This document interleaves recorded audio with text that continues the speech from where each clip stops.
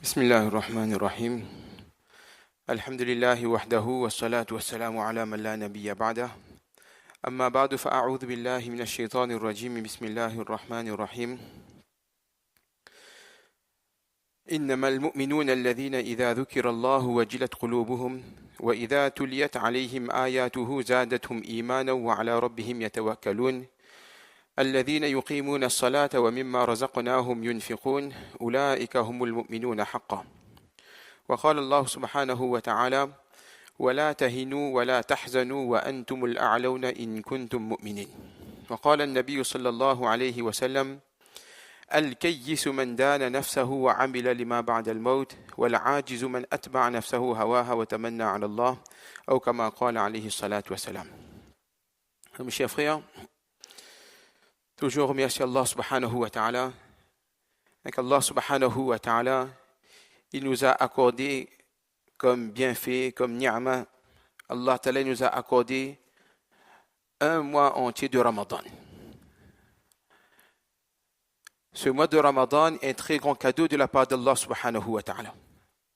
Parce qu'à travers ce mois de Ramadan, le croyant, il prend conscience de l'objectif pour lequel Allah subhanahu wa ta'ala l'a envoyé sur cette terre. Ce mois de Ramadan est un moyen pour nous de se rappeler les qualités recherchées par Allah subhanahu wa ta'ala. Et ce mois de Ramadan également est un moyen pour nous de se rappeler des grands événements qui se sont produits durant ce mois. Et à travers ces événements, alors le croyant, il retient des leçons.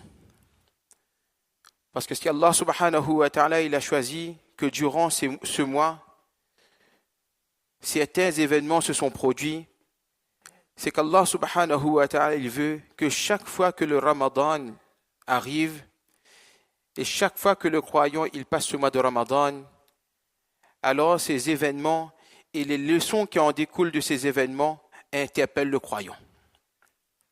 Premier grand événement qui s'est produit durant ce mois de Ramadan et que nous avons entendu maintes et maintes fois, avant même le Ramadan, pendant ce mois de Ramadan, c'est qu'Allah Ta'ala lui-même, il déclare dans le Coran, « Shahru Ramadan alladhi unzila fihi le Coran » que durant ce mois de Ramadan, Allah Ta'ala il a révélé le Coran. Du lawhi mahfouz jusqu'à sama ad-dunya, jusqu'au premier ciel, Allah Ta'ala il a révélé, Allah Ta'ala fait descendre le Coran.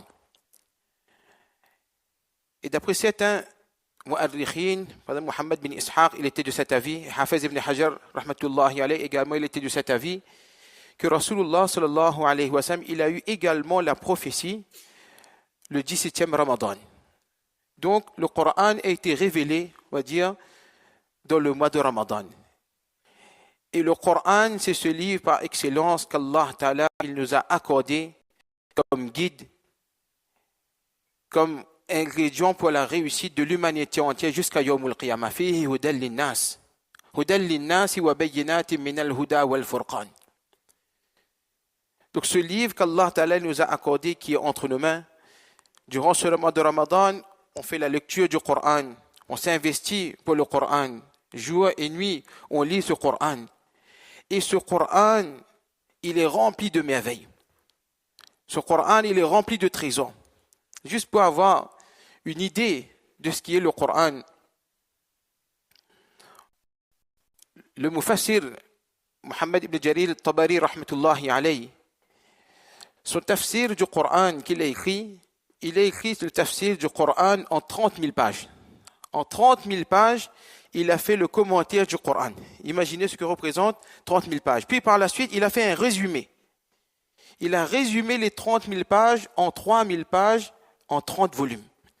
Ce qui veut dire que le tafsir original est de 300 volumes.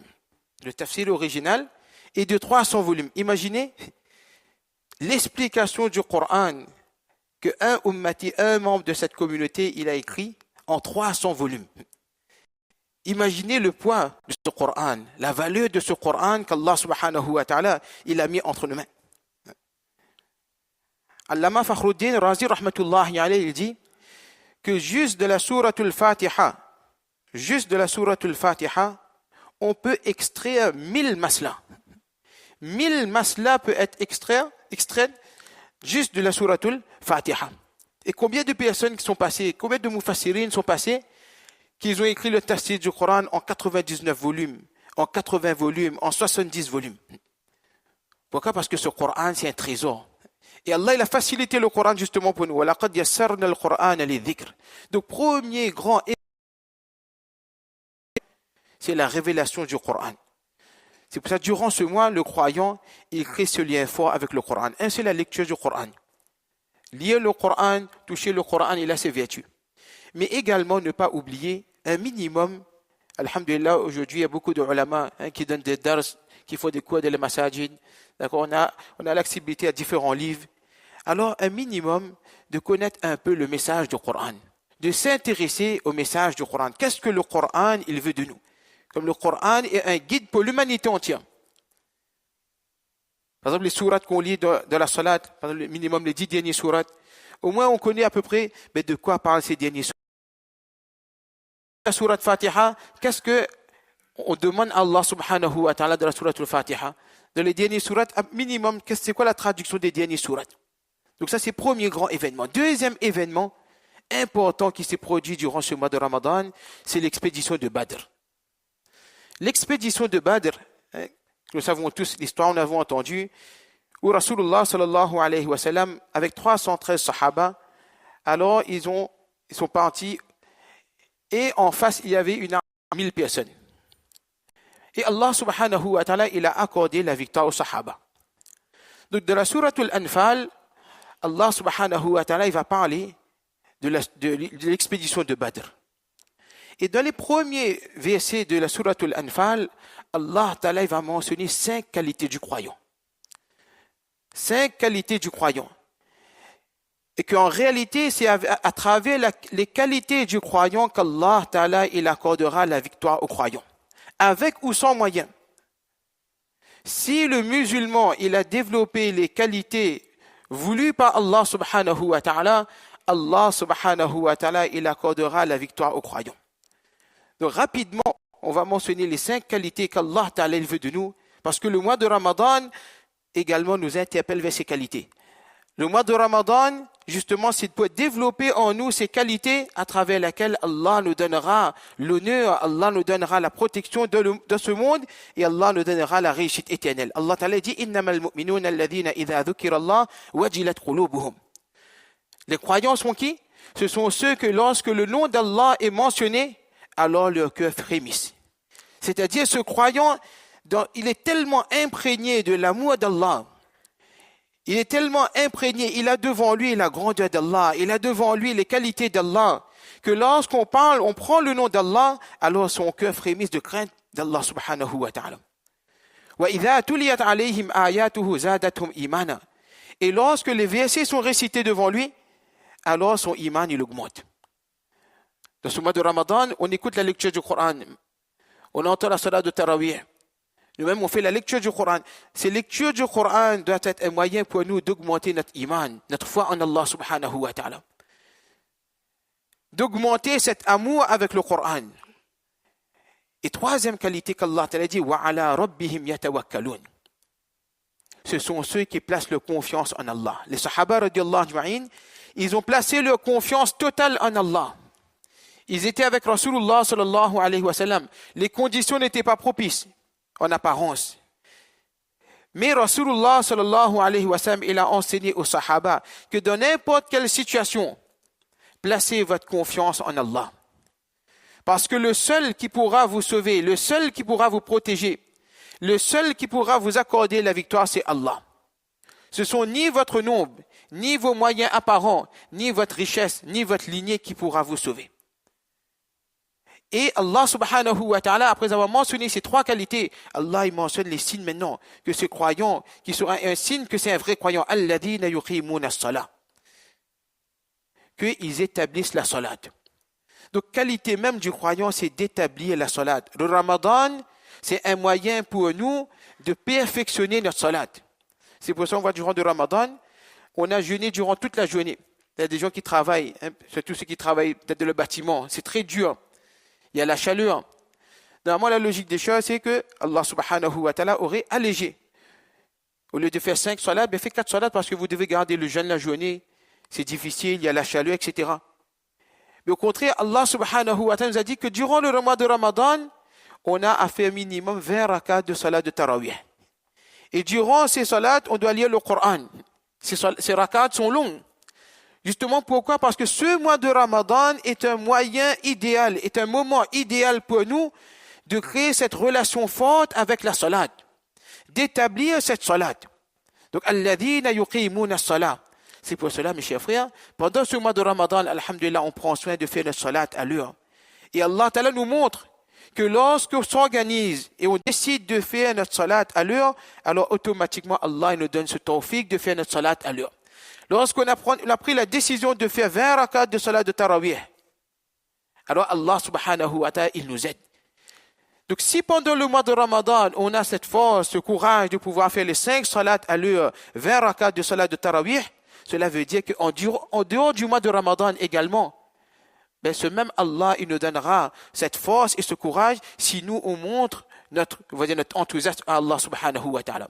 Donc, c'est de prendre soin de faire notre salat à l'heure. Deuxièmement, c'est de faire notre salat correctement.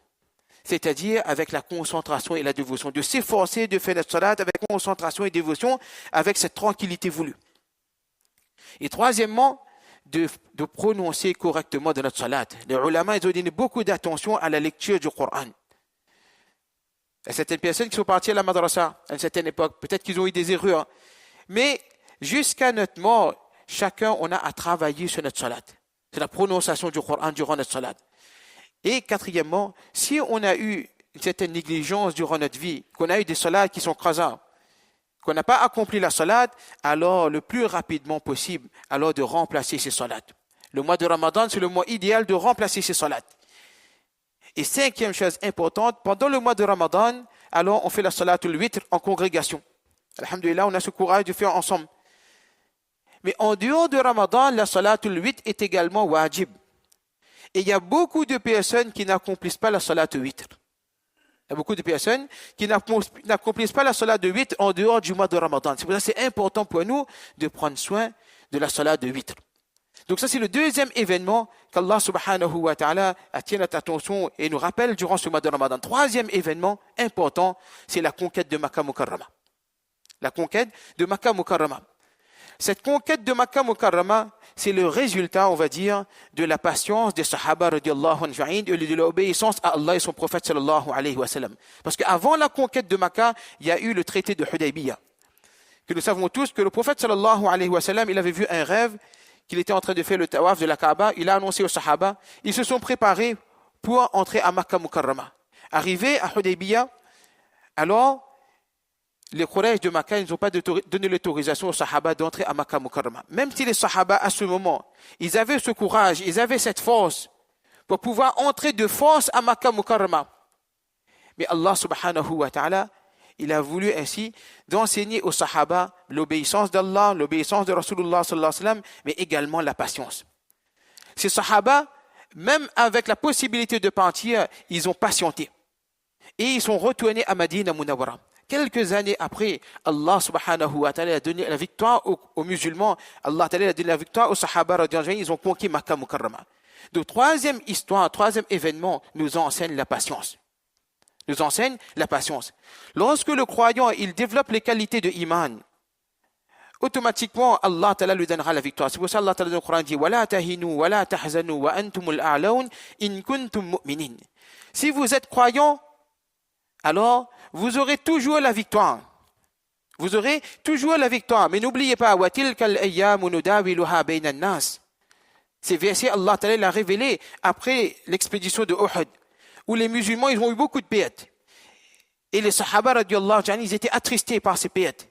Mais Allah subhanahu wa ta'ala, il encourage les musulmans.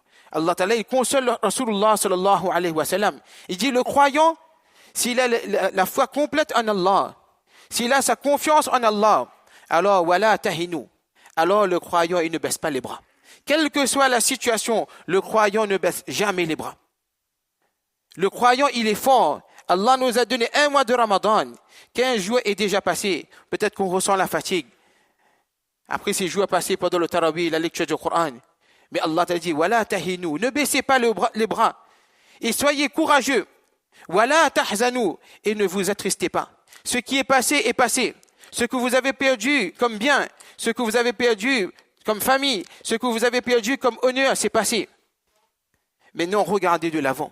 Wa antumul a'laun, vous serez toujours victorieux. Le croyant, il a toujours la tête haute. Et Allah subhanahu wa ta'ala nous rappelle, qad khalat min qablihim sunan.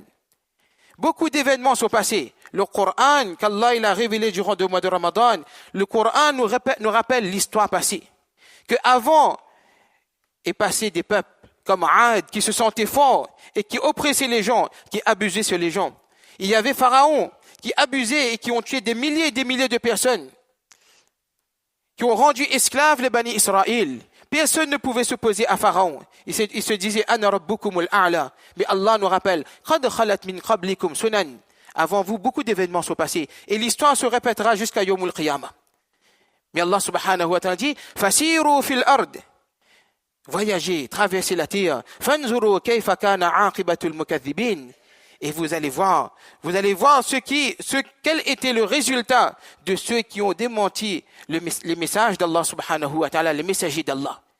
De jusqu'à Yawm al-Qiyamah, l'histoire se répétera. Mais le croyant, il est fort. Wa antumul a'laun. Certes, on est des êtres humains. On est affecté par les différentes situations que les musulmans y font face de par le monde. Mais ce mois de Ramadan nous rappelle de Badr. Ce mois de Ramadan nous rappelle de la patience des Sahaba à Hudaybiyah. Et Allah subhanahu wa ta'ala a toujours la même promesse. Si vous allez développer les qualités de iman, si vous allez développer les qualités de taqwa, si vous allez développer les qualités de sabr, alors vous serez toujours victorieux, même si en apparence, vous allez perdre des hommes, vous allez perdre des enfants, vous allez perdre vos biens. Pourquoi? Ça c'est le système chez Allah. Des fois Allah il accorde la victoire apparente aux musulmans. Des fois Allah subhanahu wa ta'ala en apparence il accorde la défaite aux musulmans. Mais sachez que le musulman il est toujours gagnant dans différentes situations. Le croyant, il est toujours gagnant. Donc Allah Ta'ala nous accorde le tawfiq, Inch'Allah, de développer en nous ces qualités de taqwa, ces qualités de iman, ces qualités de sabr. Et Allah Ta'ala nous donne surtout cette confiance en Allah, de mettre cette tawakkul, cette confiance totale en Allah subhanahu wa ta'ala, afin de rencontrer Allah avec un iman qui est correct, qui est parfait, et qu'Allah Ta'ala nous agrée. Allah accepte le Ramadan de chacun. Allah donne le tawfiq, Inch'Allah, d'avoir istiqamat tout au long de notre vie, Inch'Allah, d'obéir à Allah. Wa akhru da'wana, alhamdulillahi rabbil alamin.